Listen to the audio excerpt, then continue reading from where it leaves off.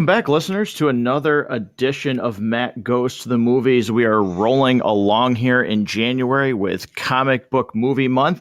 And boy, I almost couldn't get it out here. Today's episode is going to focus on Daredevil, and not just any Daredevil, but the 30 minutes longer, no better Daredevil director's cut. And I didn't want to put myself through the pain and torture alone, so Rob was nice enough to come back with me for this one. So Rob, you're a real friend. Welcome back. Yeah. I think I said this when we did X-Men Origins Wolverine. You know, they say like good friends will help you move, better friends will help you move bodies. An incredible friend would be willing to rewatch Daredevil at your request.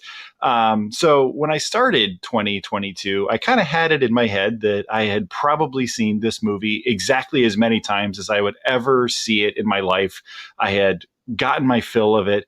I didn't realize that I was going to need to see it one more time. And now I can firmly say I have absolutely no reason to believe I will ever watch this movie ever again. Yeah, for a lot of reasons, which we will get into. I agree with that statement. And what better way to start talking about the reasons why we would never see this again than to get into the watch rating portion of Matt Goes to the Movies. Longtime listeners, watch rating is a segment that is based on 3 tiers. It is either ranked high, medium, or low in how you would rate rewatching a movie. I think it's pretty self-explanatory. So if you're a first-time listener, this is where Rob and I will break down the movie really quick, a quick little 2-minute, completely spoiler-free of why we would rank it in the level that we do. And Rob, I'll start it. This is low. There's no other way to put it, whether it's the painfully obvious product of its time with every single thing has to be a rock song or some slow, sad song with rain pouring down, terrible CGI that looks just, boy, you could insert any single one of these movies like this, like Daredevil, Catwoman, these movies that came out, take the spinoff that came from this, Elektra. If you just dropped any one of those characters into each other's movies, I don't think you would be able to tell the difference because they are all plagued by the exact same garbage that makes these things completely unwatchable. I think there's actually, when I was rewatching this movie, I pointed out one thing that I was like, see, that's actually kind of clever. I like that. There's like one redeeming scene in this movie, and it's 30 seconds long, out of a movie that actually is 2 hours and 13 minutes because of a director's cut that incorporated 30 minutes back into the movie. And you could have taken 30 minutes out of the original runtime, which was like an hour and 43. This thing has nothing going for it. There's no reason why I would ever turn this on ever again. Like, ever. So, no surprise, my watch rating is also low. The only reason I would ever interact with this movie ever again would be possibly if somebody had never seen it and I needed them to understand just how bad this movie actually is. I would probably pick several scenes on YouTube and try to find it to show it to them, because I don't think a person could possibly believe a movie would be this bad. There's the action scenes in this are so ungodly bad. The CG, like you said, is, I'm just going to say it. There's a scene later on in the movie, once we get into spoilers, that might be the worst CG ever recorded on a major studio film. There's a fight later in this movie that might be the worst fight scene ever released by a major studio. I'm pretty sure it is. At least in my mind, I can't think of one that's worse. And I'm not just saying that because we're reviewing it. Like, if you had just asked me 3 months ago, what's the worst fight in any movie you can think of, I would point to a very specific one in this movie. It's terrible. Most of them are terrible. There's maybe a few redeeming moments. There's maybe a few cast members who actually do their jobs well and give you some glimpses into how this movie could have actually been good if they had done some things differently, namely fire everybody that worked on the visual effects. But it is a very low watch rating for me. I struggle to think of why, outside of, like I said, of trying to just show somebody who had never seen it just simply how bad it is, why I would ever, on purpose, interact with this movie again. And I think one of the biggest things Daredevil proves is that the MCU is actually pretty brilliant. For all of the big time filmmakers that love to poo-poo comic book movies and just say it's mindless, that it's nonsense, and really it's just jealousy talking, because these films make billions with a B at the box office, and some of their films can't even scratch a tenth of a fraction of a percent of what these films are making at the box office. I think Spider-Man No Way Home has pretty much been seen by every sentient life form on the planet at this point. And then you get a movie like Daredevil that just proves it is so much harder than just adapting a comic book character, shooting it and putting it on screen, and people will just show up and it'll make tons of money. It's so much harder than that. And I think, like I said, Daredevil is a perfect example of why we need to give the MCU credit for a lot more than even we do. And you and I give it a lot of credit.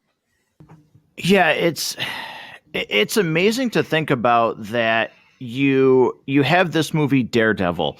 I recently did another episode on Catwoman, which will be uploaded for listeners within the next day or two as well. And it boggles my mind that you have movies like this, like Catwoman, and that's the whole point of this month here on the show is, bad comic book movies. Some of them I get some enjoyment out of them. Some of the films that I'm going to cover for the rest of the month, I do enjoy because they're laughably bad. That's not Daredevil. Daredevil is not laughably bad. Daredevil is just, oh my God, you're bad. You are actually bad. Right. You're horrible. But and again, it goes by so quick. Rob, think about the fact that, we're in, 2022 right now. And I feel like I don't even remember what happened in 2021. Geez, where did that year go? But just 2 short years later, after Daredevil, we got Batman Begins on the big screen. In 2 years, the shift of this was what was, considered acceptable to put out. We turn around and get Batman Begins, and it's mind-boggling to me that people what studios think when these movies were produced. But we'll move past the watch rating segment, and we'll get into popcorn time here at Matt Goes to the Movies. So listeners, for any reason, if you have not seen Daredevil and you maybe saw some of the posts for Matt, you saw some of the posts for Matt Daredevil, I'm envious of you.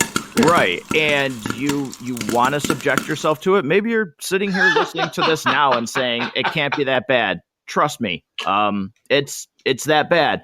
But if you want to go check out for yourself, pause this episode. Go sit down, pop in Daredevil. I wouldn't suggest renting this movie. I wouldn't suggest renting this movie. Go to the library, pick it up. Maybe for some reason you own it and never watched it. I don't know. Maybe just try and look and see if you can find it on YouTube, because I don't know. It's Rob.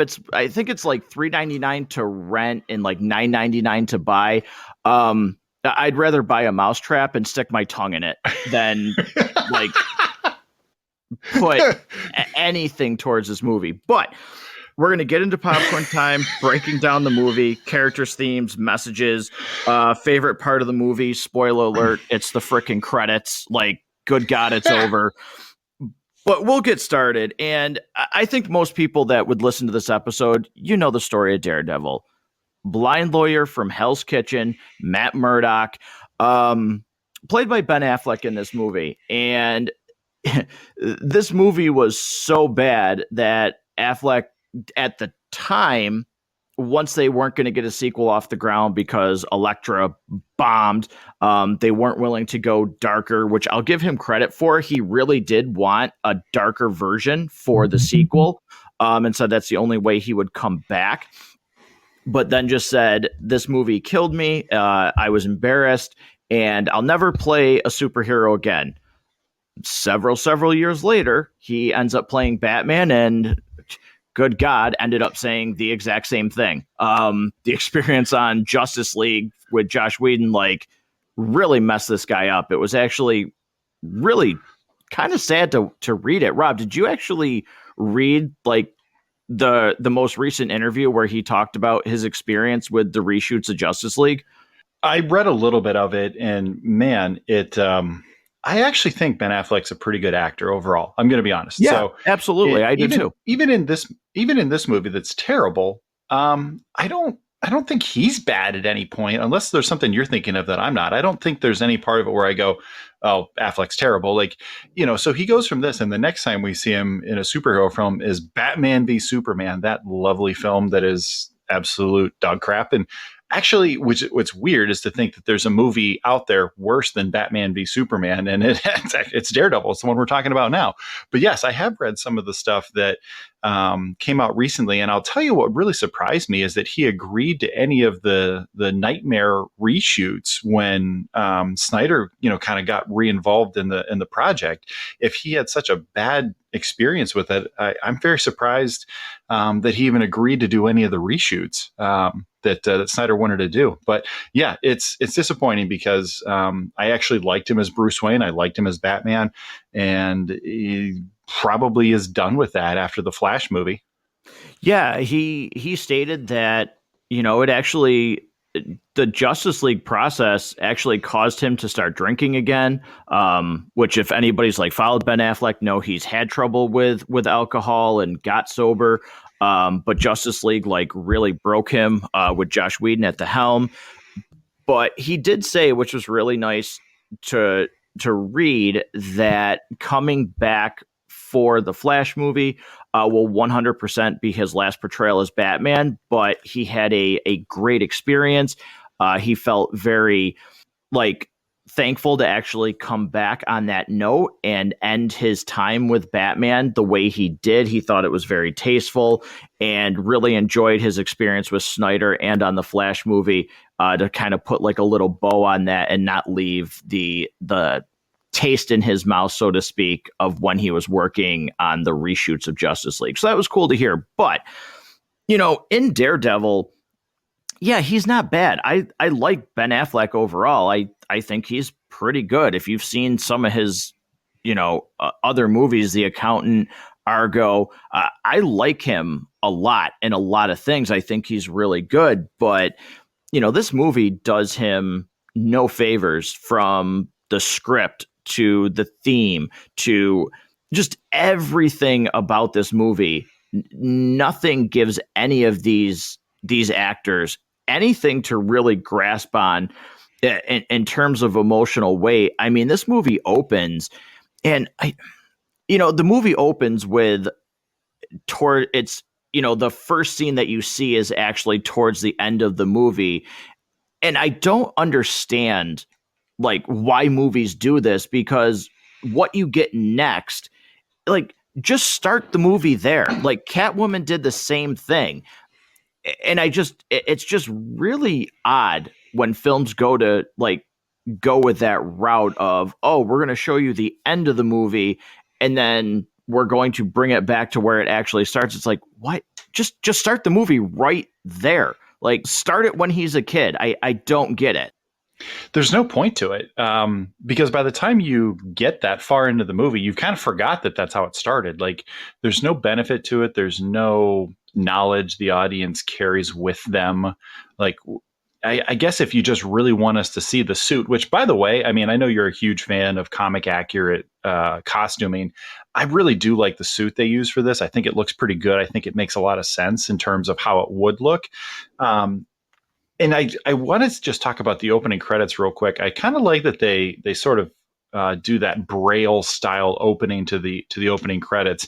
We're gonna definitely shovel a lot of dung on this movie, but I guess I at least want to recognize a few things here and there that do actually work. I kind of thought it was a clever way to open the movie, and I like that we don't actually spend a ton of time on the origin. Like I think in some superhero movies we really do, I guess, waste a lot of time on the origin story.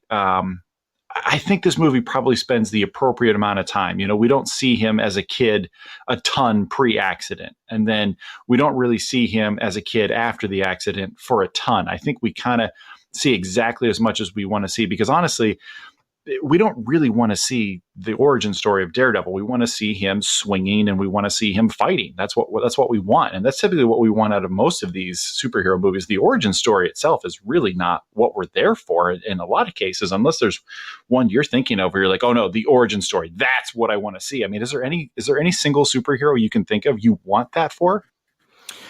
I mean, I think one movie, and I mentioned it earlier, that does a pretty good job of kind of giving more to the origin story is Batman Begins. You know, him training with the League of Assassins and everything like that, and meeting, Ra's al Ghul.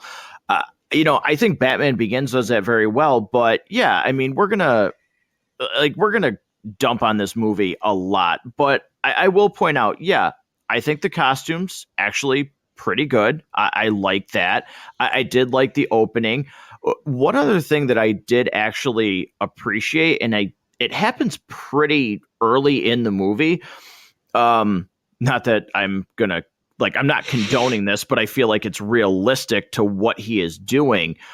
There's a scene where Matt Murdock comes back from a night out of being Daredevil, and you see his cabinet, and it is just his medicine cabinet, and it is absolutely just filled with different kinds of pills. I mean, there's Oxycontin in there. There's just everything you can think of. And again, I'm not condoning pill use, but if I'm trying to look for something oh, hey, the movie actually seems realistic in a sense, I feel like that's probably realistic. Like a guy that's going around jumping, off buildings and fighting, criminals almost every single night. Yeah, his body would probably be in a constant state of pain and would probably have a pretty ready supply of these kinds of things. Yeah, all the kinds of drugs that you can abuse. He's on all of them. It kind of addresses it, but then it just never really comes back to that idea. But I think in that opening, I think that's really effective. It kind of it grounds the character in reality, and I think overall, just the way that a blind person lives his life, you kind of see him folding the notes a certain way. I kind of liked that because most of us don't have that in our lives. We know we're not close to somebody who lives with that sort of disability. I thought that was kind of effective. Even a little bit earlier, I kind of want to just talk. I mentioned that most of the fights in this movie are garbage. The boxing matches are actually pretty well done because those are really tough to choreograph because you're actually landing a lot of those blows because you can't really fake that kind of stuff. So a lot of boxing fights that you see on film are actually pretty terrible because real fights are nowhere near as exciting as fake fights. So that's why, movies look the way they do. I actually really do think they do a pretty good job with the boxing matches early on. I watched this with my son tonight, and he had never seen it before and will probably never see it again. He actually kind of liked the fight in the alley against the bullies where Matt Murdock is still a kid and kind of just smacks him around with a cane. He's also 8. So take that for what that's worth. I thought it was actually pretty terrible. I mean, the kid just literally stands there while he's getting smacked in the face with a cane 17 times. It's It's terrible. Like, come on. But the Yeah, echolocation, we see it early. yeah. If there's one thing that this film, if this film does nothing else right, and there's a few things it does okay. I actually really liked the echolocation effect in a movie full of terrible CG. I actually think that for the fights, a lot of the echolocation was really good. If you had to try to picture in your head what it would be like to fight the way that he does, I kind of thought in terms of giving you a glimpse into what it would be like for Matt Murdock. I kind of thought that was well done. Unless you think otherwise, I actually kind of liked it. No, I do think that that like sonar vision is actually it's well done. I think. I mean, really, I don't really know what else you would do with it, but when you're, geez, when you're just sitting there, Considering how bad the rest of the CG right? is, like I mean, this stands out as actually being good. yeah, because Rob, at no point at night does any shot of like they don't even try and make the city look realistic. Like when I was rewatching this, like there's a scene where he meets Elektra, which we'll get into the fact that again, this movie shares a similarity with Catwoman about two adults who stop to fight in, Catwoman is they want to play basketball, but adults fighting in front of children, and like just the weirdest thing, like, oh hey, see this school, like this schoolyard of kids, let me take my top off to reveal my white lace halter top and fight this random dude that I've never met before. Like it's so weird. Right. And like, oh my god. But and then of course, because Rob, I don't know, like you're married, did you hand to hand fist fight your wife? Is that how you guys found out that you two were meant to be together? Because that's how it happens in these movies. Like you got to fight them. Yeah, it's kind of like that scene in the second Matrix. You never know somebody until you fight them. Apparently, that movie logic works in other movies. Right. It's, I'll tell you, it's a very, very strange courtship ritual. Very bizarre. I don't know that it's practiced in a lot of cultures.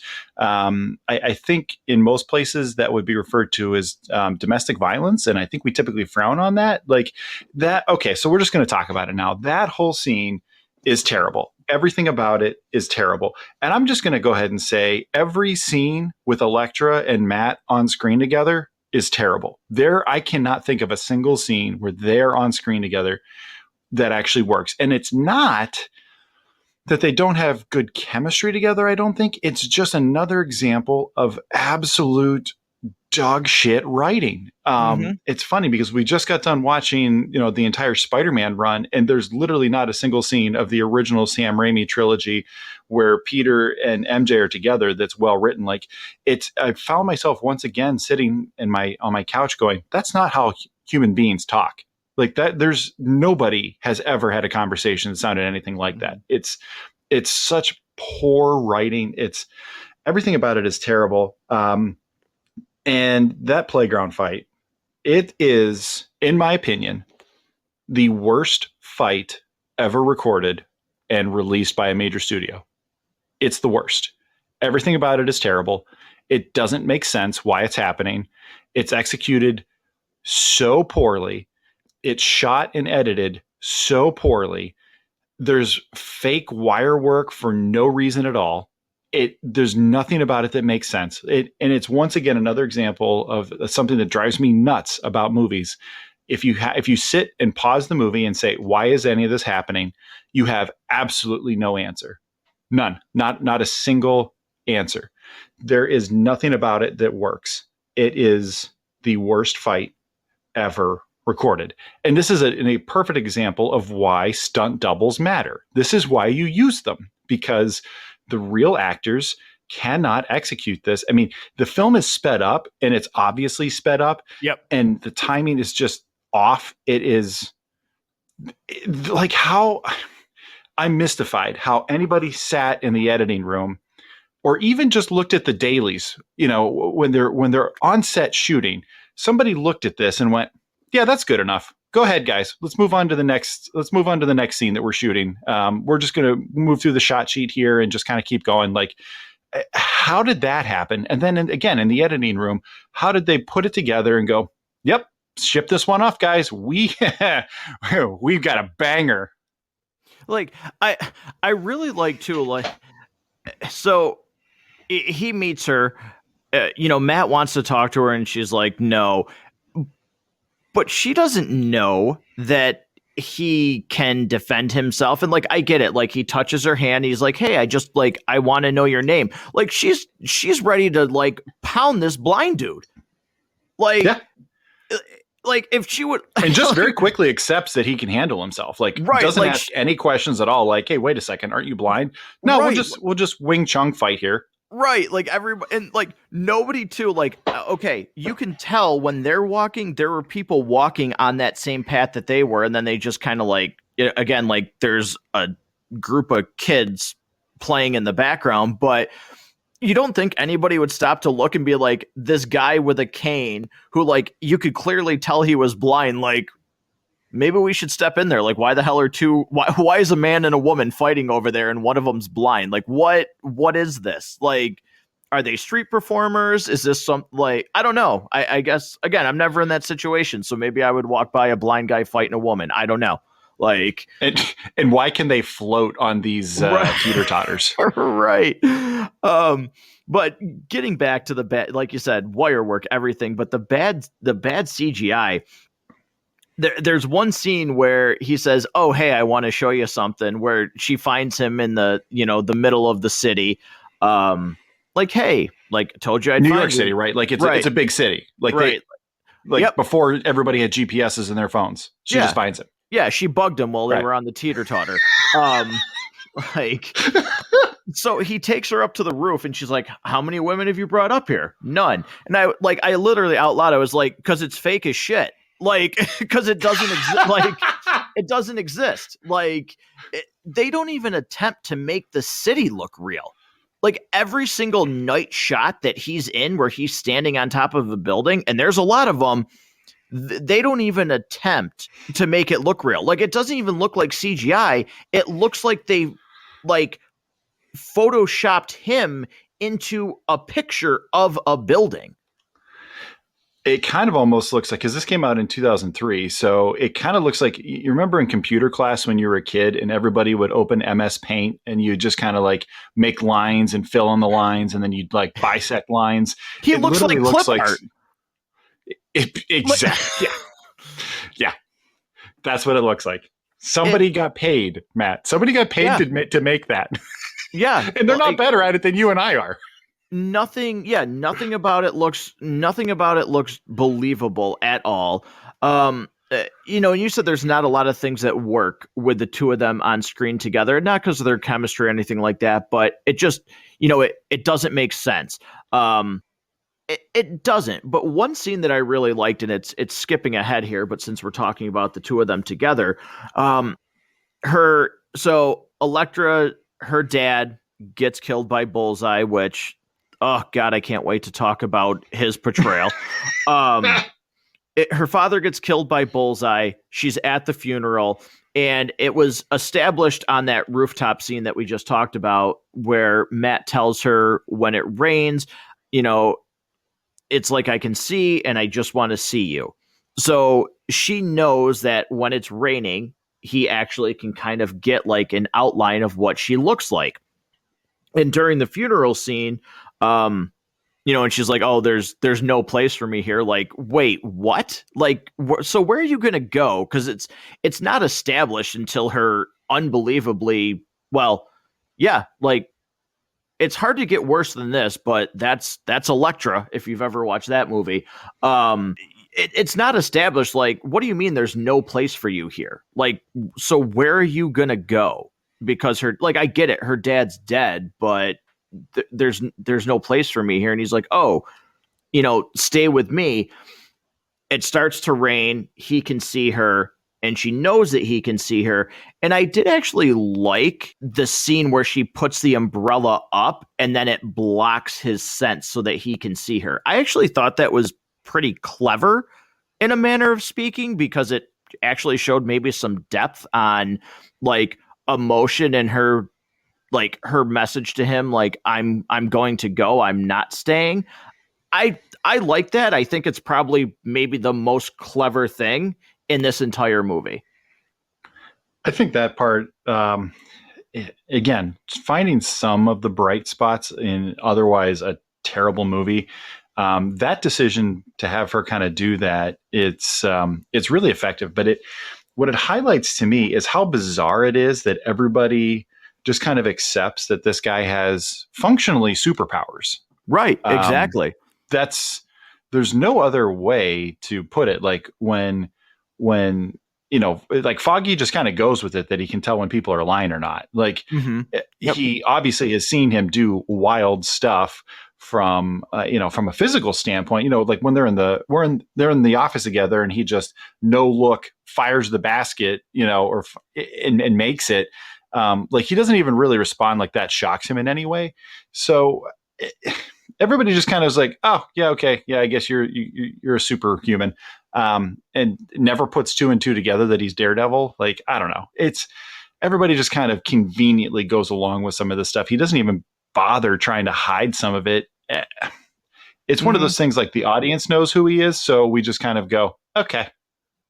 Yeah, no, I mean, everybody accepts that he can just do these really crazy things that really probably should make you stop and pause for again, it's like the movie. If you stop to think about this thing, your head's just going to explode because you're good luck trying to figure out anything that makes logical sense in here. And speaking of, okay, it talks about at the beginning of the movie, oh, my other senses were heightened.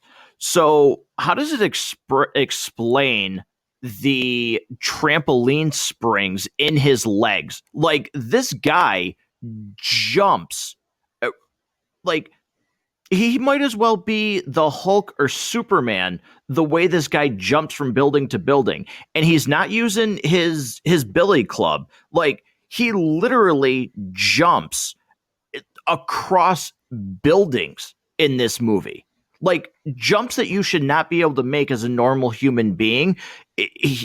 Daredevil just springs. Yeah, there's three different times in this movie where a character has the agility of Spider-Man, and that character doesn't actually have that power. Bullseye has some Spider-Man jumps. Daredevil has some Spider-Man jumps, and Elektra does as well. And it's one of those things where if the movie was better, you would probably be more upset about it. But because it's so bad, you just go, eh. Like par for the course. Like, yeah. Nope, it doesn't make sense. This movie's just terrible. Like Bullseye catching glass with no cuts to him, nothing. Just catching 20 to 30 sheets of glass that he kicks down from a window. And then he makes it rain without slicing his fingers in the process. Right. He cuts everything. Yes. And then proceeds to, he throws the glass like rappers in a video make it rain. Like he just like smacks it off his palm, and it's like your hand would be cut to shreds. There's so many things about Bullseye that could have been so much better. I mean, so starting with his intro, I actually kind of dig that intro. He's just drinking the beer. He's not really looking. I think Colin Farrell as Bullseye is one of the highlights to me of this movie. I think he is frightening. I think he's got that Joker quality to him where he's a psychopath and you don't really understand why he does what he does, except that he's just psychotic and he is a sociopath. Like you really believe that he's out for mayhem. He's out to cause as much disruption as possible, because he just enjoys it. I think he's pretty frightening in this movie. Kingpin has his reasons. He's looking for money and power and control. But Bullseye is just out to sow the seeds of chaos and seems to really get off on that. I like the intro, but there's definitely some parts of this that, like, all right. So the scar on his head that's in the shape of the bullseye, that's kind of terrible. And when you think about it from a practicality standpoint, if you're a gun for hire as he presents himself in this movie, that kind of makes you fairly recognizable. Like, yeah, it's that guy. It's the guy with the giant burn mark on his head. Right. Did he carve that? Did he cattle prod himself? Like, how does he have that? I do also like the fact, though, that in his introduction, he basically walks out of the bar after he's just committed murder. Like, and nobody stops him. Right. Nobody stops him. Nobody calls the police immediately and says, this guy just killed a man in the bar. Like, nope. It's like the next time you see him, he's killing somebody else on the plane. He's killing the old woman with a peanut. And she's like, oh, she's sleeping. That's cute. Somebody wouldn't question him the second that woman doesn't get out of the seat and be like, so did you notice anything weird about her? Like, how long had she been asleep? Just nope. Doesn't seem suspicious at all. Yeah, and then like right after that, and I think this was only in the director's cut. I don't think this was in the theatrical release. They've got him coming through the airport security. It's the metal detector. That didn't need to be in the movie. It slows the movie down. It's terrible. It doesn't tell us anything about the character. It's just bad. Like I was bored the whole time that was on. It didn't give me anything new. It didn't give me anything I needed. It's just terrible. Did he also have two paper clips in his mouth? Because he spits one out into the guy's hand, and then the very next shot, he's still got one in his mouth. Which, okay, so this movie is 2003, so it is after 9/11, but I'm pretty sure a paperclip's allowed to go on a plane. Like, I don't think they take those from you. Right. Yeah. And the other thing, too, is like, okay, he takes out the pen, he takes out a toothpick. Which isn't even made of metal. Right. This guy... Why did he have to take that out? They would drag him to the side in 2 seconds taking a look at this guy. Yeah. Like he would be stripped down and searched. They'd be like, nope, you're not getting on a plane. Forget it. Like there's absolutely no way. Because he does. He looks like a psycho. He looks like a sociopath, or he looks like he's trying to kidnap somebody every second he's on screen. Like he has the creepiest pervert look throughout the entire movie. You know, it's funny. This guy looks just like he's got that same kind of scar in his head as this weird serial killer that just keeps showing up all these different places. I wonder if they're the same person. Nah, let him on the plane. Right. And you know, even the director's cut, they don't explain this, and maybe I have missed something, but he's hired by Kingpin. He does one assignment, and he's like, oh, you've exceeded all my expectations. You asked him to kill one dude, and a normal old man at that. Like, you don't, because as far as I know, that's the only job he's done for him right now. And I know he says like, oh, you even managed to implicate Daredevil in the process, which again, I have no clue how, because if you track that scene, there's no reason why Elektra actually thinks Daredevil killed her father. It's none. A huge hole. It's only because the plot dictates it. Right. There's none, because she watches and I couldn't remember this from seeing it originally, but rewatching it now, you clearly see her acknowledge the fact that there's this guy driving towards them on a motorcycle. You clearly can indicate that she is aware that he has thrown something and killed the two drivers, and then they crash. Like, I get it. He throws Daredevil's staff at her father, but everything leading up to that, it shows you that he attacked the car in the first place. Like, and she has no reason to think that Daredevil is anything but a vigilante that hunts down criminals. Like, there's no reason for her to think that Daredevil was a killer. Right. It's so awful, and it's only just there to move the plot in the direction that the screenwriters wanted to. Um, can we just also talk about how terrible the bike CG is when Daredevil kind of like runs up the bike? Oh Oh my man. God. Some It of is these things, so laughably bad. It's almost like somebody animated it out of like color forms. Do you remember color forms? Like yes. that's kind of what it looks like, is if somebody kind of like made those move a little bit, like a little bit, not a lot. It's just terrible. These this movie and some of the CGI during the fights, specifically that one that you're talking about, and I mentioned this in Catwoman as well. These movies have CGI that look like they are out of a video. It literally looks like a video game cutscene. It does not look like it's a movie. It literally looks like you are watching a cutscene from a video game.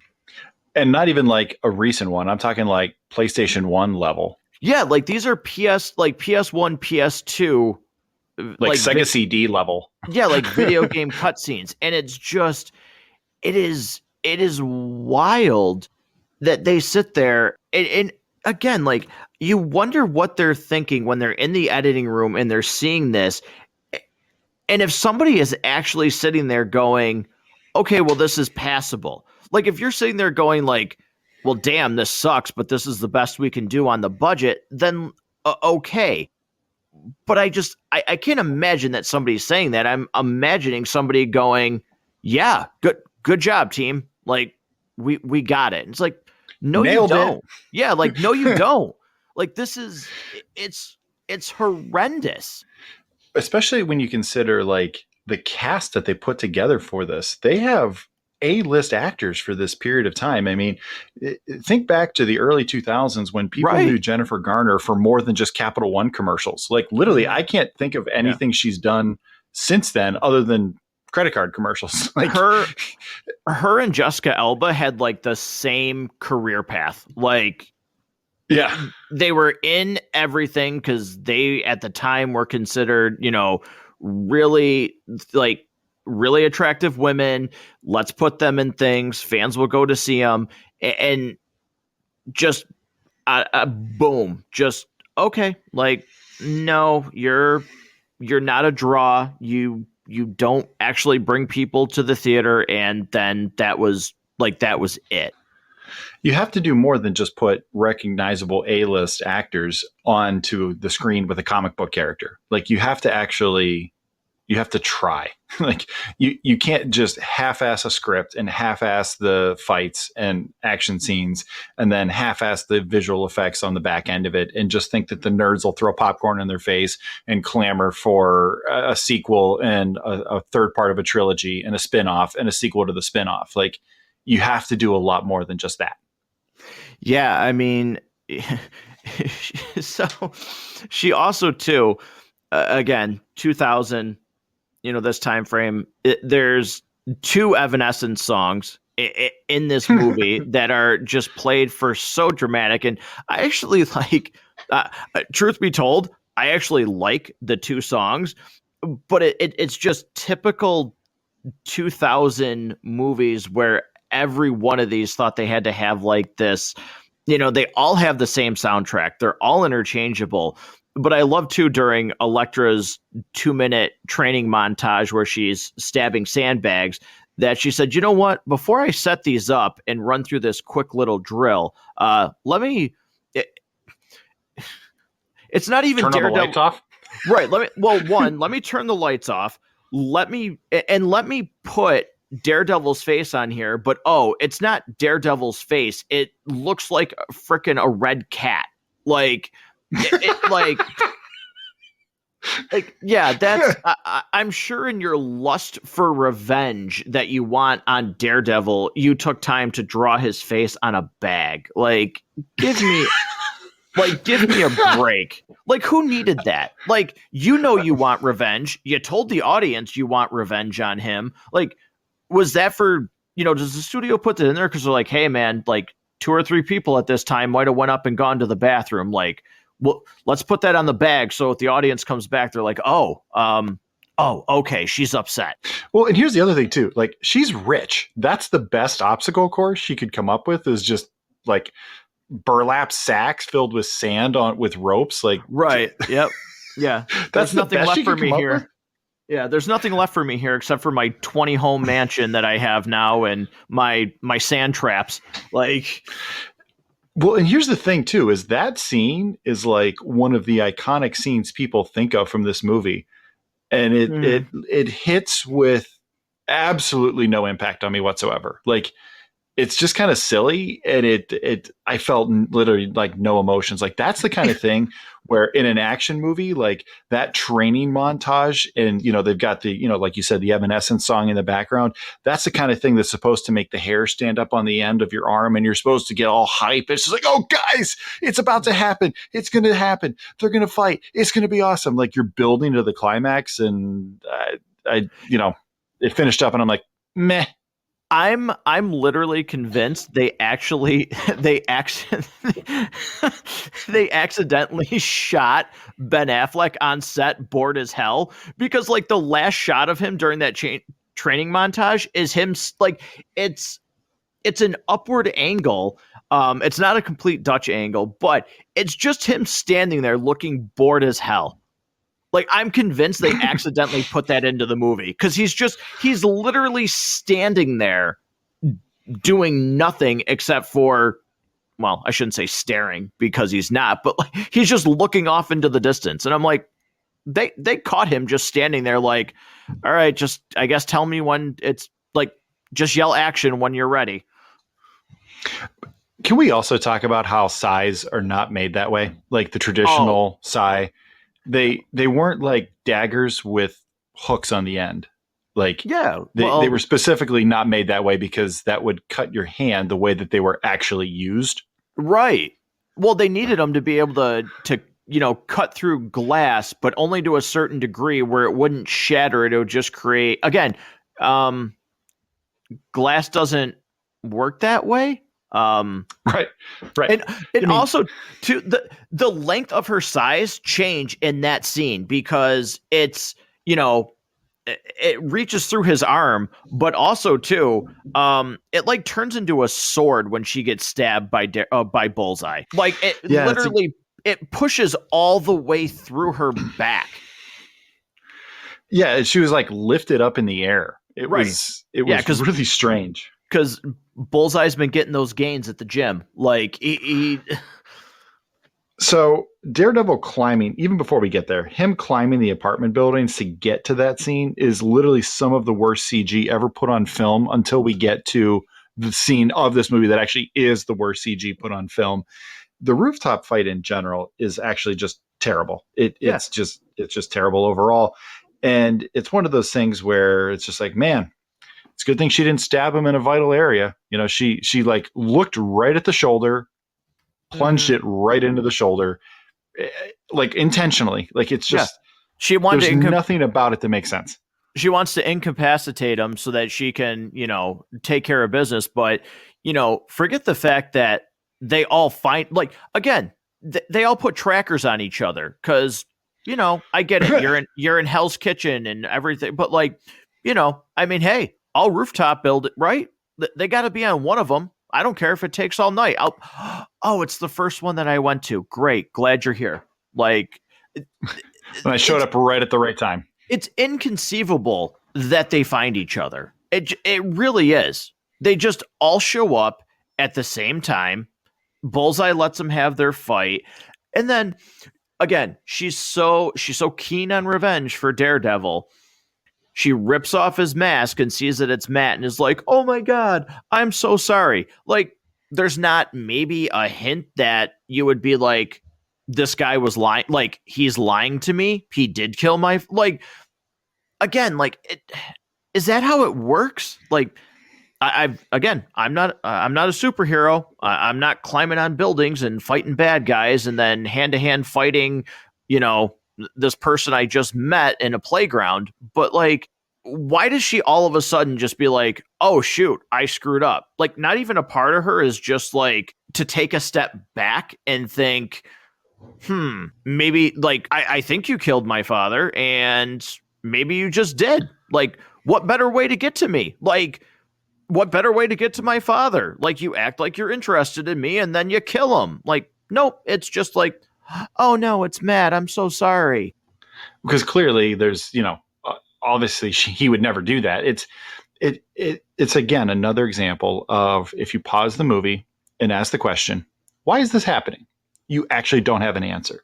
There's a part of this that I want to talk about for the difference, a difference right here in this moment between the theatrical release and the director's cut.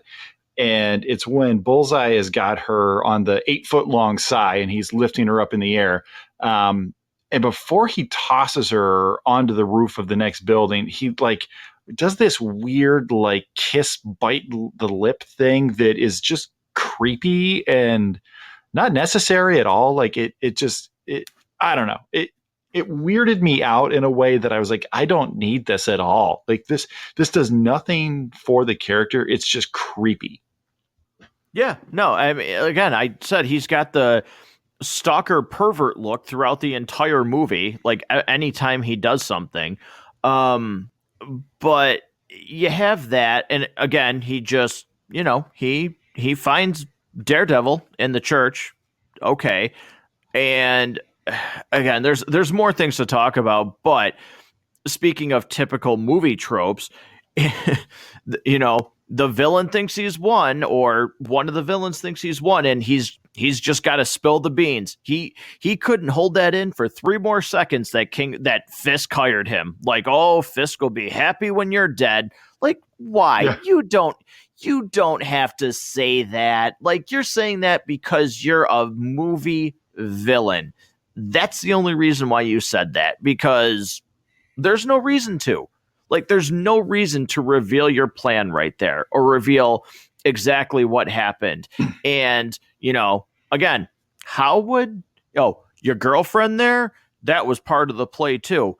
How do you know that because you're speaking as Daredevil, like you're speaking of him as Daredevil, not Matt Murdock. So what do you mean your little girlfriend there was part of it too? You've never seen them together, because for all you know, the only reason they were fighting, right? The only reason you were there, like, again, yes, you saw them fight, and the only time you saw him before that is because he's a vigilante and you're trying to kill somebody. So naturally he would show up. There's no reason for them to think that Elektra and Daredevil have anything at all. None. No. And on my previous watches of this movie, I kind of do this thing where I get halfway into the movie and I go, have I been too harsh on this? Like, am I misremembering this? And then the second half completely just brings every bad moment right to the forefront, including this scene right here. There's nothing about the second half of this movie really that's good or redeemable or worthwhile. It's all just some of the worst filmmaking that's available to watch. And I want to talk about this church scene a little bit more, because there's really nothing good about any of it. The organ scene is the worst visual effects ever put on film. Now, I am occasionally prone to hyperbole. And I'm not being hyperbolic when I say that this is the worst visual effects ever. And I would have said that 3 months ago before I knew we were doing this.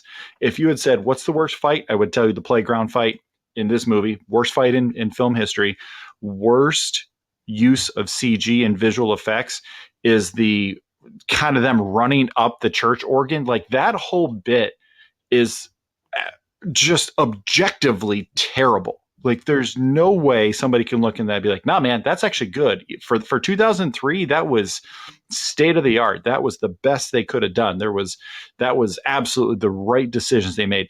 No, it is objectively terrible.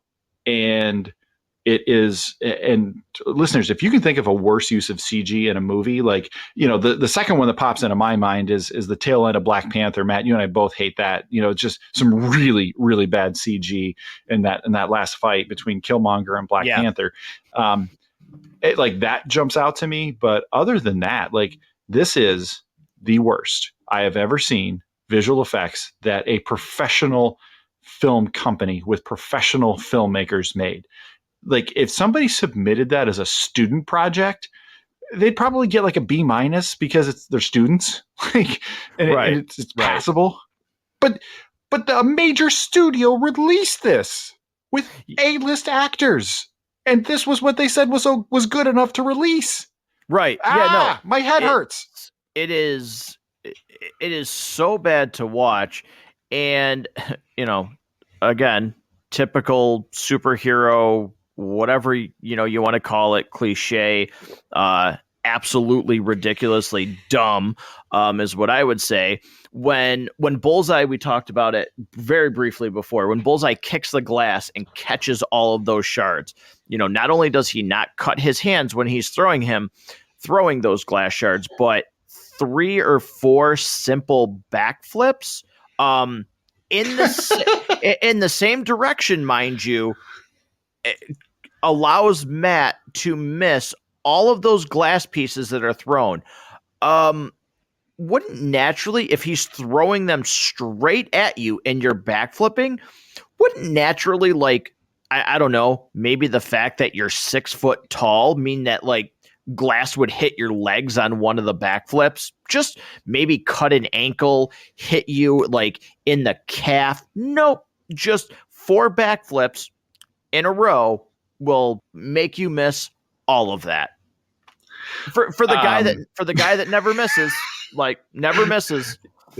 A couple of backflips was all it took. Man, if only Elektra's dad could have learned to backflip, he could have definitely avoided the billy club to the chest. Right. She could have avoided. Who knew it was that simple? She could have avoided the side of the hand. If she would have backflipped and tried to catch it, she would have got it. She can backflip. Not only can she backflip, she can fly too. We see that at a different point of the movie. Yeah. She's another one who jumps, the length of a football field across buildings, for God's sakes. Just whoop. No. And how can she do that and have any cartilage in her knees? Right. Like, any at all? Again, like, I said, I commended the movie for, like, showing the use of, like, all of these pills, but yeah, like, the way he jumps, it's like, okay, you do hear it in the beginning when he gets up, you can hear his knees, but it's like, he honestly would have to have that Bruce Wayne knee brace in The Dark Knight Rises that supposedly, like, gives him a titanium leg because he kicks brick in half, but, like, you would not have your regular knees. Like, you literally would have to have bionic knees. Well, so think about professional athletes that have team doctors that tend to their every single health need. And, some of these guys can't last past, their late 20s in some cases. They just take too many injuries from playing sports. Not even like, I mean, football's pretty rough, but, Daredevil's going out and he's fighting like 8 dudes at once. Like, rough guys, and jumping and landing on buildings. Like, yeah. No, that doesn't work. I do want to point out, because I just talked about how when he gets up in the beginning of the movies, you hear his knees cracking and everything like that. Again, you're just grasping at straws to say anything nice about this movie. I do like the water chamber. The water chamber, again, that way he can actually sleep, because it blocks everything out. It blocks everything out for him, putting salt in the water so that he floats and doesn't drown while he's trying to actually rest. Like, okay, I can't believe anybody was clever enough to even put that in the script, because you're not clever in any other regard, really. Yeah, and that's where it's interesting, because there's some pieces here, right? So this movie is terrible, more or less start to finish. There's pieces, though, where you go, why did the person who had that not not have a bigger function? Or like, how did they come up with that? But then they just did the organ scene and went like, nope, that's good enough. Like, and here's the other thing, and I didn't realize this until I was watching the opening credits. Kevin Feige was involved with this. Like, Right. really? Yeah. How did, what? Like, that just shocked me. Now, I don't know if that was just one of those things where, like, you know, Stan Lee gets credited as an executive producer on everything, and outside of a cameo, he has literally nothing to do with the film, but still gets executive producer credit. Like, I don't know what his level of involvement was, but man, what a long way Marvel movies have come since this. Mm-hmm. Like, yeah. It's and Daredevil was a little bit more marketable of a character. I mean, thinking back to 2009 in Iron Man, who was like a C-list Avenger, like not exactly selling a ton of books every month. Daredevil was a character people were really into. And it's amazing that this movie happened the way that it did, and we still got the MCU later. Yeah. Yeah. It's a far cry from where it used to be. And, you know, talking about the director's cut, you know, one of the main chunks that's different in the director's cut to the theatrical cut is this side story with a character played by the rapper Coolio. If people remember him from way back when. That from Gangster's Paradise and probably not a lot else. Exactly. It has, you know, some interesting parts to it. This is a guy that has been accused of murder, says that he's innocent, doesn't remember anything, but was found in the alley with the murder weapon in his hand by the victim. And Matt's got that truth detector because he can detect somebody's heartbeat when they're lying because it elevates. And he's telling the truth. And it's like, oh, okay.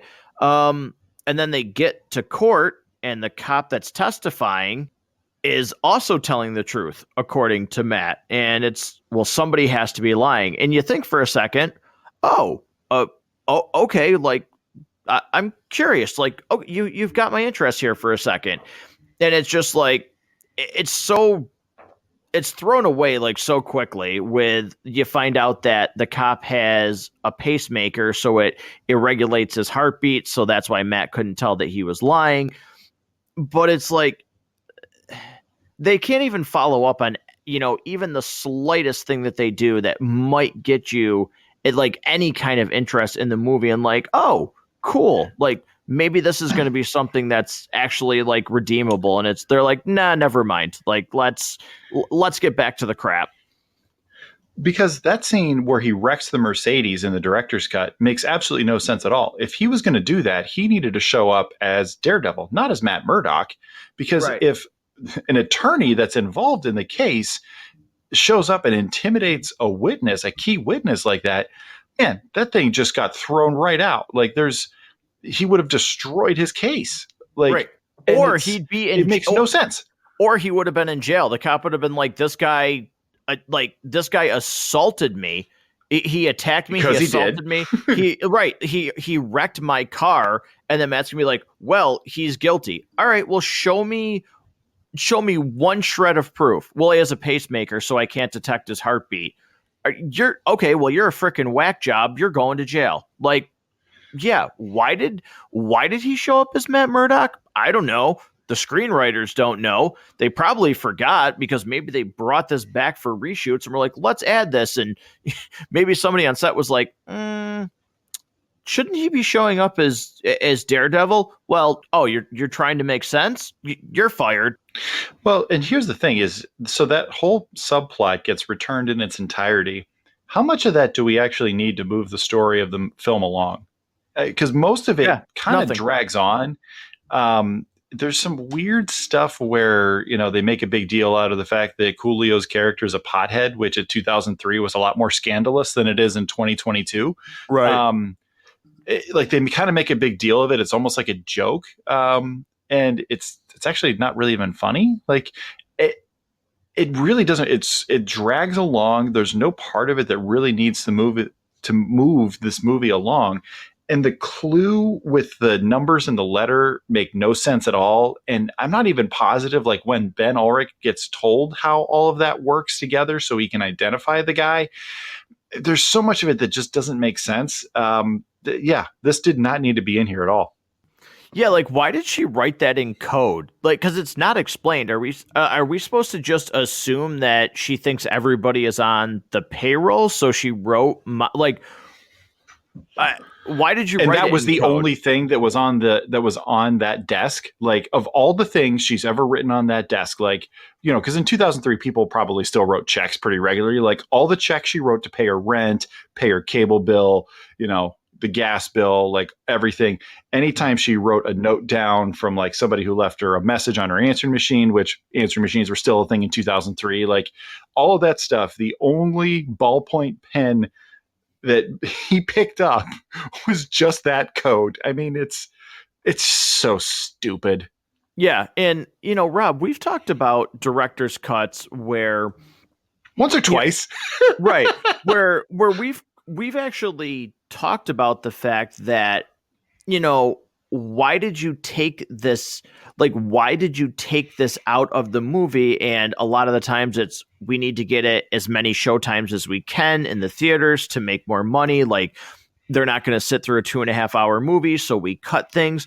And we're like, no, like if you would have left this in the movie would have made sense. People probably wouldn't have bashed it and said, I don't get anything that's going on. Like, this is a much more cohesive movie. I understand it. It actually works. It's better instead of going, oh, well, instead of if we cut this, we can get 20 show times instead of 15 or 12 show times. Well, maybe 12 show times with a better movie would make you more money because people would actually go see it. But, this is not one of those director's cuts. And the thing that I'm surprised about, and Rob, I said this to you earlier before, you and I recorded this, the director's cut is actually like, it's much better received than the theatrical version. And granted, like, maybe there's a little something, but to me, it does not add enough at all to sit there and say, oh, yeah, like this is a much better movie. And like, that's, if you look it up, that's the general consensus. Like, uh, there are people that say the director's cut makes this much better. And if you're one of those people, again, we've said this a lot on this show. Uh, Good for you. I just like, yeah, like good for you. Like you like it, great. I just don't see it. Like this director's cut for me does the only thing it does is add time onto a movie that you shouldn't be watching in the first place. Well, what I want to know is who clamored for this? Like, where is the subgroup of movie fans that were like, you know what? I want to see the director's original intent for Daredevil. Like, I need that. Like, you think about the Restore the Snyder cut, Restore the Snyderverse. Like, there was a lot of people based on things that we had heard that were really interested in that. And we finally got the Snyder cut, and wow, like that completely redefined what we were ever going to think about director's cuts. This is not one of those things where the studio got in the way and made the movie bad, or there were reshoots that made the movie terrible, or there was just things that were left on the cutting room floor that if you're a super fan, like you think about the Lord of the Rings trilogy, they're already long ass movies to begin with. And then there's the extended versions where there's a lot of the stuff that was taken out just to kind of shrink it down because 3 hours is a long time to sit in a theater without peeing yourself. So if you're a super fan and you want to watch it at home, great, because here's more stuff. If you like that, you're going to like all of it. Who clamored for this? Like, why does this even exist? Like, I was shocked to find out that a director's cut was ever made. Like, who creates the budget for them to go re-edit this movie and then re-release it? Like, somebody had to say, yeah, let's go print more, let's go press Right. off more DVDs of this. Let's make new inserts for this. Like, let's give the people what they want, more Daredevil. Who Yeah, are these people? you can really tell too in this one, and it's been so long. Like I had seen the director's cut before, um but it's been a very, very long time since I have seen it again. But now, and Rob, I don't know if you picked up on this while you were watching it. To me, it was very evident the 30 minutes, in between different parts of the movie that were cut back in. There was like a very grainy effect to the scenes that were re-added back into the movie. It was like very, very obvious to me watching it this time what was actually reshot without, having to like look it up and like, okay, theatrical version, director's cut, label the differences for me. To me, I thought it was just very evident what was actually reincorporated back into the movie. I don't know. Did you see that? Did you notice the contrast in the shooting? I mean, so much of this is just so terrible, and the CG and visual effects as a whole is so terrible that nothing really stood out to me from that point. I will tell you what I thought was interesting is they went from PG-13 to R for this movie, and other than I think one F-bomb, there's really nothing overly R-rated about this. They also removed some scenes too for the director's cut, which I thought was interesting. Typically, they only extend; they don't remove. So I thought that was kind of interesting. Yeah, I was kind of curious as to the R rating because you can get away with one F bomb in a PG-13. We've seen it before. We've seen it. We saw it with the rebooted / prequel sequel version for X-Men. Where an F-bomb was dropped and it was still PG-13, but I didn't see anything and I never bothered to see like why, but I can't remember in the theatrical version that opening scene, like seeing the blood pour down the church, like trickle down from the cross. I don't know, if that has anything to do with it, because it's certainly not like when Elektra gets stabbed, it's not like she's crawling over to Daredevil and they're just showing like blood pouring from her onto the rooftop. Yeah, there's really not much, and it's kind of surprising that they would limit their audience because every time you go to R, that's a decision the studio has to be comfortable with because you are definitely eliminating potential for profit because you're cutting off some of your audience. And I don't know that this was worth it. There was really nothing added. Right. Yeah, no, nothing added to this. I don't really have much to say about this character, so I'll leave that up to you. Kingpin. Certainly we've had a much better portrayal of Kingpin in lots of other mediums. I think the standard bearer right now I don't think anybody would argue that it was the Netflix show for Daredevil, and spoiler if you have watched Hawkeye, he's back, but I don't know. I mean, in a movie this bad, like, can you really judge his performance? Does it matter? Like, it's like, oh, it's Kingpin. I guess maybe the only thing I can say is he's supposed to be really cool, and I actually like Kingpin because, again, like, he's been represented very good in other mediums, and it's just like, okay, he's your main villain of this movie. Like, whatever. He's the main villain, but he doesn't get a lot of screen time. In terms of Michael Clark Duncan, that cigar gets more screen time. Sorry, the cigar gets screen time. Yeah, I actually like what he does with what he's given to work with, which is really not much. But as far as somebody who's big, who's threatening, who has a very charismatic voice, who can be intimidating just with his presence on screen. I liked what he did. I just think that the movie misused him. I think there's too many things that they were trying to do. They're introducing you to Daredevil. They're introducing you to Elektra. They're trying to tell that story. They're giving you Bullseye, and they're also trying to set up Kingpin as the main big bad. That's a lot. That's an awful lot. And the things that they do devote screen time to mostly suck. So ultimately, it's hard to judge Michael Clark Duncan's performance here, I think, adequately because he's just not given enough time to really have much depth or really be fleshed out well in terms of just what is his ultimate goal outside of your standard villain tropes of money, power, control, respect, whatever. I mean, I guess that's kind of what it is. He doesn't really get much more to work with beyond that.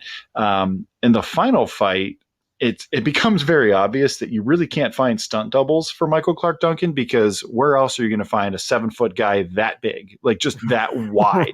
Right. Like, it's obvious that he's having to do a lot of that because you just can't double him. Like, there's just, and it doesn't, there's a reason why stunt doubles do a lot of this, because if you want fights to look good, you need people who know how to fight. And even all the kung fu that you want to take and all the, the fight training that you want to go through, that's only going to give you kind of some of the close-ups. The bulk of the fighting is still going to be, especially the hard stuff, is still going to be done by your stunt doubles, because they're the professionals. They actually know how to do this stuff and make it look good. The principal cast, they're doing just the close-ups and a little bit more. Some of them are actually fairly talented and do quite a bit more than that, but for the most part, it's done by doubles. I'm sorry if I'm shattering anybody's realities here. And it becomes pretty obvious that you just can't find a double from Michael Clark Duncan, because some of the stuff at the end, it just turns into some really bad WWE style fighting that doesn't work and is mostly done with wires and kind of sucks. Yeah. I'm going to move it along to, I just don't understand. I don't know how there's anything in this. You certainly mentioned it, but we talk about, do we have any kind of favorite part of the movie, a favorite character, least favorite scene for both? I think you mentioned your least favorite scene from this movie. I would think it would coincide with some of the things that you have said, but in this movie, yeah, okay, I like the fact that they showed like he would probably be hopped up on pills all the time from pain. He's got the water tank so it blocks out all the noise so that he can actually sleep at night. There's the scene at the funeral with the umbrella. But those scenes together don't even form, honestly, like 2 minutes of screen time. So there's no actual... To me, there's no scene in this movie that runs long enough as a whole part of this movie that actually is good. So, I'll ask your thoughts on that. Is there any stretch of this where you could be like, yeah, I actually like that? Because I don't count like 35 seconds as something that I could consider like, oh yeah, like this is good enough to name it a favorite scene. So, gun to my head, if I was going to pick a scene, a cohesive scene, not just elements that work well, the biker bar fight towards the beginning is actually well done from a choreography, editing, and cinematography standpoint, in my opinion. It actually is a little bit longer in the director's cut than it is in the theatrical release, and it's also a little more brutal as well. Which is interesting that I talk about how terrible most of the other action scenes are, but it shows you that they actually could have done, if they would have done the rest of the film like that scene, I think we would talk about this a little bit differently. And I say that it is probably my favorite scene because I think it's the most well done of all of the action scenes, as long as you're okay with all of these bikers having stormtrooper accuracy. Because, man, these guys have never once fired any of their weapons, because there's like 8 or 9 of them that have guns and not a single one of them can hit this target. Like not one. Like it's really obvious and really bad. And then, so I say it's my favorite scene. And then shortly after that, you get to the part where we meet Ben Ulrich for the first time. I think it's the first time we meet him. And he shows up and he's the reporter. He's investigating the scene with the police, and he somehow knows to just throw the cigarette on the floor, and it burns in the Daredevil logo. The right. Comic accurate Daredevil logo that had to have taken a lot of time to set up. Like, how do you get go ahead and try that. Like, actually, don't try that in your backyard. You might burn your house down. But like, figuratively, in your mind, imagine trying to make that burn as perfectly as it does there, and then now do it blind. Well, none of the other cops do that. Do. Right, like none of the other cops too. Like, and he's talking to the detective. He turns around for 3 seconds and goes and takes a cigarette and flicks it. Like, you had people there investigating that scene. Nobody noticed like nobody noticed two giant circles of gasoline on the ground or whatever it is he used to create that symbol. You didn't block that off. You didn't consider that evidence. It's just like, no. Like, and imagine being Daredevil going, man, you know what? I really hope somebody thinks to throw a cigarette at this, because if not, this was a whole lot of setup for no payoff. Exactly. And I'll tell you what, you talk about Stormtrooper accuracy. Those guys are lucky too, because he hadn't even learned his backflips yet. Like they wouldn't even gotten a punch on this guy had he known how to backflip at the beginning of this movie. Like there's one scene in that where he's standing on that fan, and let's not forget too, Rob, please correct me if I'm wrong here, but how are the bullets bouncing back and killing the bad guys? Because he's standing on top of these fans, and there's bad guys shooting straight at him. And all of a sudden, the next thing you know, one of the henchmen next to the other one is falling. Like, are they so bad that they're hitting the fan, and we're supposed to believe that as it's rotating, it's knocking bullets back? Yeah. So the actual hand-to-hand stuff in that scene is good. Right. The gunplay and this is some of the same problems that I've been having with a lot of the MCU TV stuff lately is, at times you have to forget that guns exist at all, because it doesn't make sense that they would actually be able to get away with any of that if any of the people had guns, which in most cases they should, because they're bad people or they're SWAT or whatever they are, they would all have firearms with them. Right. And in this scene, they would have been so much better off for none of the bikers to have guns, because as soon as they come out, the scene stops making sense. Well, even with even some of the hand-to-hand stuff, it's just again, everybody has a gun until it's convenient for them to not have a gun. Because again, if you stop and think for 1 second or pause this movie, you would go, oh, so there were just 4 henchmen shooting guns. He's dropped down to the floor. He's fighting 2 of them hand-to-hand right now. Number 3 and number 4 would just be like, oh, you know what? You're fighting those 2 guys. We're behind you. We'll just shoot you in the back. Done. Yeah. And then later on, more of them pull out guns. And it's like, listen, even if you had to stop to reload, let's say you emptied your clip. Let's say, just for sake of argument, you completely drain the gun dry and you're stopping to reload. That doesn't take real long. Yeah. We're still talking about a dead Matt Murdock on the ground. Yeah, these guys have morals. They're not gonna shoot a guy in red leather in the back. That's nope. Everybody knows that's like the first rule of being in a biker gang. Right. That's on the entry form. Would you? Yeah. A man, if somebody came in here and fought your fellow henchman hand to hand, would you shoot him in the back? Yes, I would. Nope, you're out. You're out of the club. Right. That might work down the street, but not here. Get out of this. No. That's literally the only scene though that I could say. If you're talking about an actual scene, that's it. That's all I got. Yeah. I don't know that I like a character enough really to call them my favorite, but I will say I do think that I don't know her from really a lot. I really don't. So I don't have a lot of, not in a mean way, but I don't have a lot of praise to give on to her. I don't think Jennifer Garner is a good actress at all. But I haven't really seen her in a lot. So if I had to say I had a least favorite character in this movie, I would say her, because I don't think she's very good. And some of her line delivery is god awful, but maybe that's probably just a product of the script.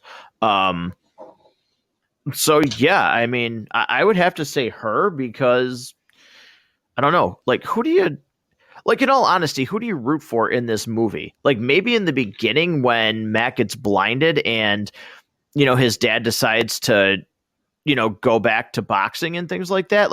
Maybe there's a feel good moment there of, boy, you really screwed up and your kid's blind because of you. But maybe that's, maybe that's wholesome, but to me, there's really nobody to root for in this movie because the script doesn't it doesn't want you to. It doesn't give you anything of substance to say, oh, I really like this person, or I hope, I mean, really, do you care if Daredevil and Elektra are together? No. Nope. Why would you? Like the screenwriters don't care. No. And I think this is another example where I have to stop and think, like, is it the cast that performs poorly? Is it the direction they are given that was poor? Is it the lines they were asked to deliver that was poor? And the example that I like to refer back to is Star Wars Episode 2, Attack of the Clones, because Hayden Christensen and Natalie Portman are actually not bad actors at all. Natalie Portman's very talented, actually. I mean, pretty much anything else you can think of that you've seen her in, you go, yeah, she's really good. You're very impressed by her. I can't think of a performance I've seen of hers outside of Star Wars that I didn't think she was phenomenal at. And then you kind of stop and you look at what the dialogue is that they're asked to deliver, and it's terrible. It makes no sense. It's not how real people talk to one another. And you kind of give them a pass. And to me, I think for Affleck and Jennifer Garner here, I'm going to give both of them kind of a pass in this movie, just in general, because their scenes are not well written. I don't think it's a lack of chemistry. It's just they're not given dialogue to say that real human beings actually say, and they're put in situations that are absurd. The action is absurd. It makes no sense. And when it doesn't make sense, you just really stop caring if it works or not. And I think ultimately, like Matt, we've talked about this with several other films, when you don't think something's good or bad, you just literally don't care one way or another. That's a huge failure on the movie's part, because at least make you feel something, at least make you feel that you dislike something. If you just don't care, well, that's worse than disliking it. And I think that's really what we have with much of their interaction throughout this movie. Yeah, 100% agree. I found myself, and I'm going to wait. I'm going to actually wait to say this part of it in the closing segment of the show, because it's going to go into the overall rating system. So, Rob, before we do move on to that, do you have anything else that you wanted to address in, the actual main plot of the movie? Can we talk quickly about the CG Rose at the end of this movie and how terrible it is when he drops it from the roof? Oh, yeah, that was so, this is for you. Honestly, they've already shown that nobody, even though there's thousands of people there, there's nobody in this fake city. There's nobody there. Go, you know what? Pull a Bruce Wayne and go into the frickin' alley and drop the rose on the ground yourself. That was such a terrible shot at the end. Holy cow.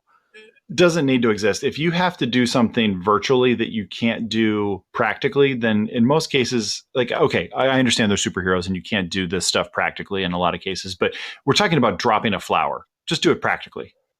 If you're going to show me bad CG that's going to completely break the scene for me and completely tear down the fourth wall and make me remember that I'm watching a bad movie, just the end of it, you're getting, think about it, if you're in the theater, you're getting ready to walk out of the theater in a second or two, and that's one of the last things you see, and it's making you just go, ugh.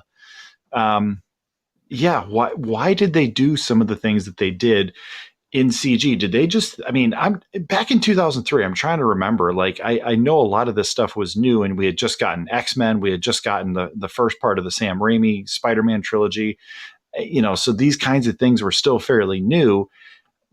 But I don't really remember unnecessary use of CG. I feel like those films all used it in ways that made sense. You didn't do something in cartoon that you couldn't just do practically. Right. Yeah, exactly. It's just, I don't know why you, yeah.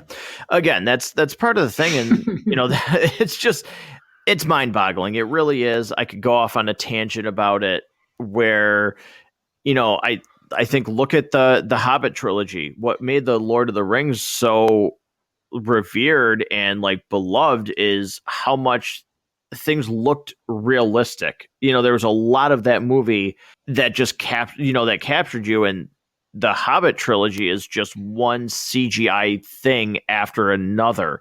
It never ends ever in the trilogy. And yeah, it's a weird choice that you would want your movie to look that bad, because once you get to a point, you can't look away from it, or you can't not think about it, because especially in action movies like this, you go for 5 minutes of maybe people talking dialogue to just this horrendous CGI that just completely takes you out, because all you focus on is like, none of that looks real. Nothing is happening right now. So why should I care? Like, it doesn't invest you. Yeah. The only other thing that I think is worth mentioning here, we haven't said Jon Favreau's name at all, I don't think. No. I sort of think the stuff between him and Matt is actually pretty decent, but when you think about his portrayal of Foggy, comparing it to his portrayal and sort of his buddy role as Happy later on with Tony, they're the identical character. One just drives a limo, and the other's a lawyer. 100%. It's literally a carbon copy. It is literally a carbon copy. Yep. Yeah. 100%. So with that being said, we'll move to the final segment of the show. Roll credits. Anything interesting about the movie, behind the scenes, and we'll do the overall rating as well. Rob, I mentioned this at the beginning, but Ben Affleck, actually, there was plans for a sequel, because, back then, if the movie made, over 100 million, it was like, oh, let's greenlight a sequel.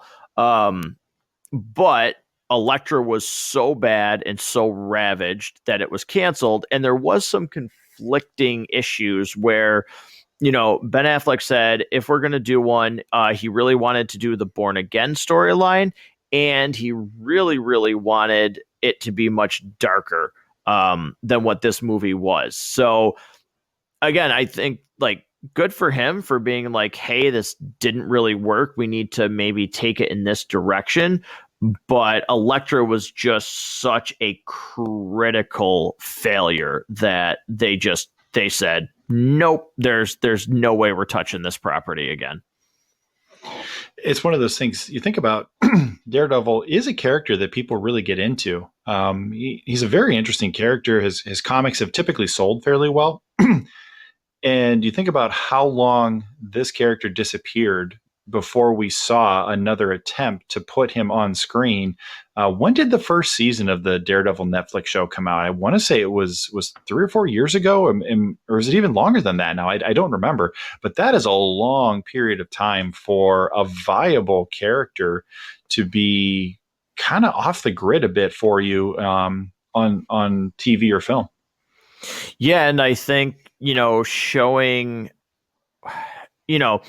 the fact that he was the first character to come back from those Netflix shows, I think shows how much people really, really liked what they did with him and how well Daredevil was done, because I'm a huge fan of those seasons of Daredevil on Netflix. I think they're fantastic. You want to talk about some good choreography and some really good fights. Go watch those seasons on Netflix, and you will get some brutal fight scenes in that show. Yeah, there's some good stuff there. Kind of sidestepping this movie a little bit and talking about Daredevil as a whole, I think the MCU is going to have to kind of make some decisions about what they're doing with some of those Netflix shows, because I think at one point they said some of this was sort of MCU adjacent, like it does and it doesn't exist, or it exists kind of on its own thing because there's reference to the Battle of New York and things like that.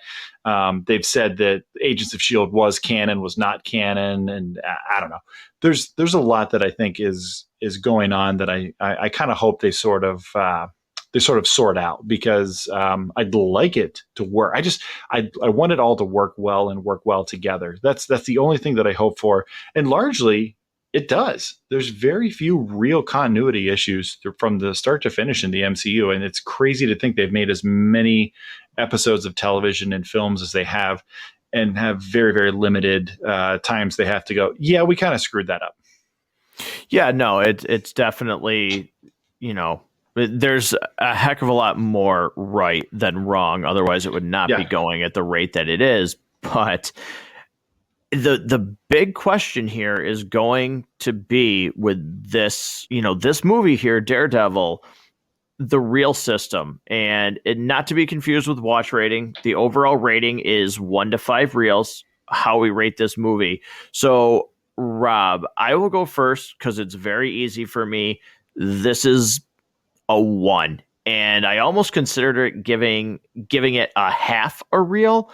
But I will, I guess, be generous and say overall from 1 to 5, this is a 1 for me. There is really, 2 hours and 13 minutes. There's maybe, if I had to honestly add up the dialogue and the scenes where something is like, oh, okay, maybe there's between 5 and 7 minutes of things that I'm like, okay, that's not bad.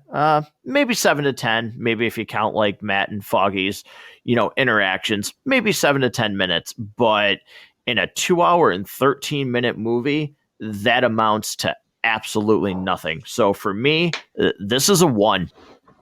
I'm just going to go right to it. It's a half reel. It's the lowest rating I've given of anything that I've been on the show for. And I think about this and why I give it that. Because you might be confused if I actually like this movie or not, because there's things I have praised about this movie. But if you imagine a scale, and every time you saw something you liked, okay, I like this a little bit, I'm going to put some weight on the like side of the scale. And then you see something you don't like, oh wow, I really don't like that.